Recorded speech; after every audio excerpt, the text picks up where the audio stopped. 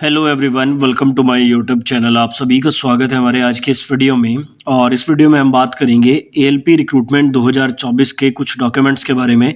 देखो, अगर आप लोगों ने एएलपी का फॉर्म भर दिया है तो आप चाहे तो इस वीडियो को स्किप कर सकते हैं, लेकिन जिन लोगों ने अभी तक फॉर्म नहीं भरा है उनमें से काफ़ी सारे स्टूडेंट के मैसेजेस आ रहे हैं। अब टेलीग्राम पे सभी को सेपरेटली रिप्लाई करना थोड़ा सा मुश्किल होता है, तो इस वीडियो में मैं आपको सारी जानकारी दूंगा कि जो इनकम का सर्टिफिकेट है या जो कास्ट का सर्टिफिकेट है या उसके अलावा ईबीसी और ईडब्ल्यूएस का जो सर्टिफिकेट है उसमें काफ़ी प्रॉब्लम छात्रों को आ रही है। और सर्टिफिकेट का क्या इशू आ रहा है वो भी मैं डिस्कस करूंगा, उसका सॉल्यूशन क्या है वो भी डिस्कस करूंगा। तो चीज़ें थोड़ी सी अलग हो जाती हैं, क्योंकि देखो होता क्या है कि जिन लोगों ने पहले से रेलवे में एग्जाम्स दिए हैं 2018 2019 में, तो उनको तो अच्छे से पता होगा कि डीवी के टाइम पर कितनी प्रॉब्लम आती है, छोटी छोटी जो गलतियां होती हैं डॉक्यूमेंट्स में उसके कारण। और जो लोग नए हैं उनको इस बारे में नहीं पता है, तो ये वीडियो आप अंत तक जरूर देखें। चैनल को अभी तक सब्सक्राइब नहीं किया है तो चैनल को सब्सक्राइब करके बेल आइकन को प्रेस करना बिल्कुल ना भूलें। एक और अपडेट आपको देना चाहूँगा, आप जब चैनल पे विजिट करेंगे तो प्लेलिस्ट पे जब आप जाएंगे तो यहाँ पर आपको एएलपी भर्ती 2024 करके एक अलग से प्लेलिस्ट मिलेगी।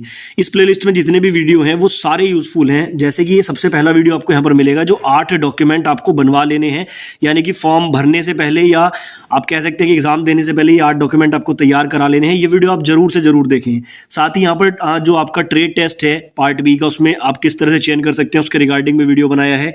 और ये जोन को लेकर मैंने 2 वीडियो बनाए हैं, ये 2 वीडियो आप बिल्कुल जरूर देखें। अप्लाई करने से पहले सारी चीजें लॉजिकली समझाई हैं कि किस तरह से आप जोन का सिलेक्शन कर सकते हैं। और मैं गारंटी देता हूं कि ये 2 वीडियो देखने के बाद आपको बिल्कुल भी कंफ्यूजन नहीं रहेगा कि मैं किस जोन में अप्लाई करूं।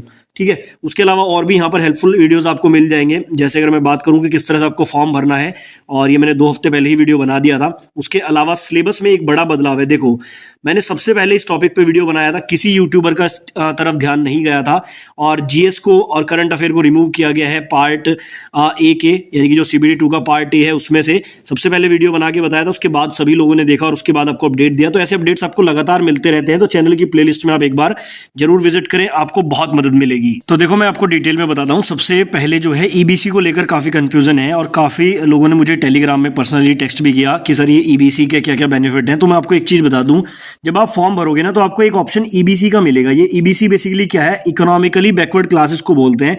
और इसका मतलब ये होता है कि बेसिकली सरकार ये कहती है कि अगर आप बहुत ही गरीब हो, आप 500 रुपये फीस पे नहीं कर सकते हो, तो आप ईबीसी पे टिक करके फीस का लाभ ले सकते हो। आपकी फीस आधी हो जाती है, 250 रुपये फीस हो जाती है आपकी, और उसके अलावा इसका कोई भी लाभ नहीं है। अब कुछ स्टूडेंट क्या है जो पहली बार फॉर्म भर रहे हैं, उनको थोड़ा इस बारे में जानकारी नहीं है। वो ये समझ रहे हैं कि अगर ईबीसी पे टिक करेंगे तो हमें कट ऑफ में भी कुछ फायदा मिलेगा, रिजर्वेशन भी कुछ मिलेगा, लेकिन ऐसा कुछ भी नहीं है। ईबीसी का मतलब सिर्फ इतना है कि अगर आप 500 रुपये फीस नहीं दे सकते हैं तो आप ईबीसी का लाभ लेके 250 रुपये फीस पे कर सकते हैं। लेकिन इसमें भी एक बड़ी प्रॉब्लम है, अगर आप ईबीसी चूज कर लेते हैं तो आपको 50,000 तक का सालाना आय का इनकम सर्टिफिकेट देना होगा डीवी के टाइम पर, जो कि बनना काफी मुश्किल हो जाता है। पूरे परिवार की जो आय है सालाना वो 50,000 रुपए तक आपको दिखानी होगी, और इसमें बड़ी प्रॉब्लम आती है। देखो, जो स्टूडेंट पुराने हैं जिन्होंने 18-19 वाले एग्जाम दिए वो तो अच्छे से इस बात को जानते हैं। बाकी जो नए स्टूडेंट हैं उनकी जानकारी के लिए बता दूं, ईबीसी का और कोई भी लाभ नहीं है, सिर्फ फीस में आपको लाभ मिलता है।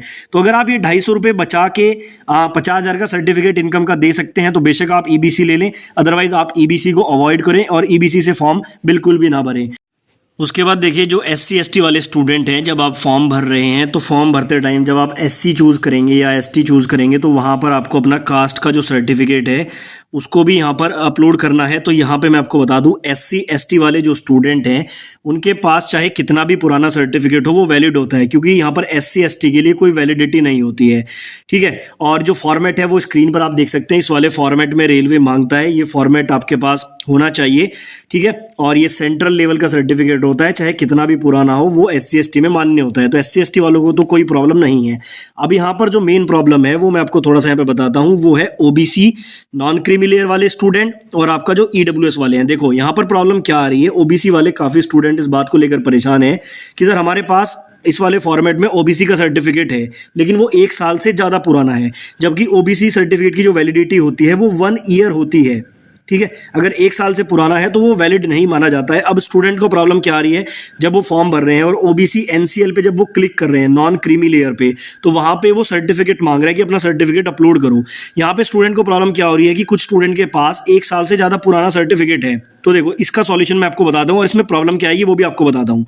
सबसे पहले तो क्या करो, अभी 19 फरवरी लास्ट डेट है। अगर आपके पास 1 साल से ज़्यादा पुराना है, ओबीसी और जो ईडब्ल्यूएस वाले हैं उनकी मैं बात कर रहा हूँ, अगर 1 साल से ज़्यादा पुराना आपके पास है तो आप नया बनवा लो। ठीक है, आई थिंक 4 से 5 दिन में नया बन जाता है, ऑनलाइन मोड में अप्लाई करना होता है और 3-4 दिन में बन के आ जाता है। कुछ एक्स्ट्रा पैसे देके आप जल्दी बनवा सकते हो। तो पहले तो कोशिश ये करो कि आप नया बनवाओ, उसके बाद फॉर्म भरो, क्योंकि वहां पे जो अपलोड करोगे ना वो 1 साल से ज़्यादा पुराना नहीं होना चाहिए, नहीं तो हो सकता है कि यहाँ पर दिक्कत आ जाए आपको। अब दूसरा क्या है कि अगर किसी का नहीं बनता है, ठीक है, मान लो कि बना ही नहीं है, अब उसके पास कोई ऑप्शन नहीं बचता है, तो वो फॉर्म भरते टाइम अपना जो पुराना वाला ओबीसी का सर्टिफिकेट है जो 1 साल से पुराना है उसी को आप वहां पे अपलोड कर दो। लेकिन अब होगा क्या, होगा ये कि जब डीवी के टाइम पर आपसे सर्टिफिकेट मांगा जाएगा तो ये पुराना वाला सर्टिफिकेट संभाल के रखना। ठीक है, ये पुराना वाला और साथ में नया वाला दोनों आपको फिर दिखाने होंगे। उससे बात प्रूव हो जाएगी आप पहले भी ओबीसी में थे नॉन क्रीमी लेयर में, अभी भी आप नॉन क्रीमी लेयर में ही हो, तो वहां से ये बात प्रूव हो जाएगी। साथ में एफिडेविट वगैरह लगा के आपका काम चल जाएगा। तो मैंने दोनों ही सोल्यूशन आपको बताए हैं। पहली कोशिश तो ये करो कि नया बनवा लो और नया बनवा के फॉर्म भरो। अगर किसी कंडीशन में बिल्कुल बनता ही नहीं है आपका नया और जो है फॉर्म की लास्ट डेट तक नहीं बन पा रहा है, तो आप अपना पुराना सर्टिफिकेट लगा के फॉर्म अप्लाई कर दो। फॉर्म अप्लाई करने के बाद 2 कंडीशन होती है। कुछ लोग कह रहे हैं कि सर जब फॉर्म वगैरह चेक होते हैं तो वहाँ पे फॉर्म रिजेक्ट ना हो जाए। तो देखो जहाँ तक मुझे लगता है फॉर्म रिजेक्ट होने के चांसेस तो नहीं है, क्योंकि ये चीज़ें बाद में डीवी के टाइम पर वेरीफाई होती हैं। और जब फॉर्म आपका स्क्रूटनी जब फॉर्म की वगैरह की होती है तो वहाँ पे क्या है कि कुछ चीज़ें ऐसी जो गलत होती है, जैसे फोटो वगैरह का बैकग्राउंड सही नहीं है, चश्मा लगा हुआ है, टोपी लगी हुई है, ऐसे फॉर्म रिजेक्ट होते हैं नॉर्मली। बाकी सर्टिफिकेट को लेकर तो फॉर्म रिजेक्ट शायद नहीं होता है। तो मैंने आपको सारी कंडीशन बता दी है, लेकिन फिर भी ट्राई करो कि आप पहले नया बनवाओ, ना बने तो आप पुराना वाला अपलोड करके अपना फॉर्म भर दो। ओबीसी डब्ल्यूएस वालों के लिए मैंने ये सॉल्यूशन बताया है। ठीक है, तो ये बेसिकली 4 ही सर्टिफिकेट को लेकर प्रॉब्लम आ रही थी। और ये देखो इस तरह से बनता है सेंटर का, ऐसा आपको बनवा लेना ही। अदर बैकवर्ड क्लास का है, नॉन क्रीमी लेयर का, इस वाले फॉर्मेट में भी ये चल जाता है। ये सेंटर लेवल का ही फॉर्मेट होता है।